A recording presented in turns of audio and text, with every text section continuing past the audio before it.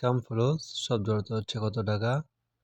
এখানে কাম শব্দের অর্থ হচ্ছে কত, ফুলুস শব্দের অর্থ হচ্ছে টাকা।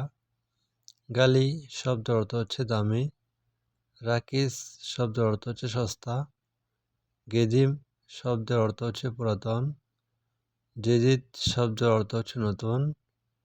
মুকাইফ শব্দের অর্থ হচ্ছে এসি। শাসা শব্দের অর্থ হচ্ছে জাওয়াল শব্দের অর্থ হচ্ছে মোবাইল। কুরসি শব্দের অর্থ হচ্ছে চেয়ার। তওলা শব্দের অর্থ হচ্ছে টেবিল। বাব শব্দের অর্থ হচ্ছে দরজা। সুব্বাক শব্দের অর্থ হচ্ছে জানালা। বয়া শব্দের অর্থ হচ্ছে রং।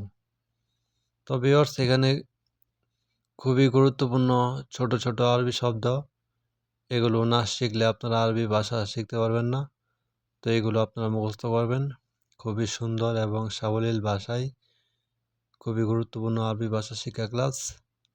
তো ভিউয়ার্স, এখনও যারা আমার চ্যানেলটা সাবস্ক্রাইব করেন নাই, সাবস্ক্রাইব করে রাখবেন, লাইক করবেন, কমেন্ট করবেন, শেয়ার করবেন।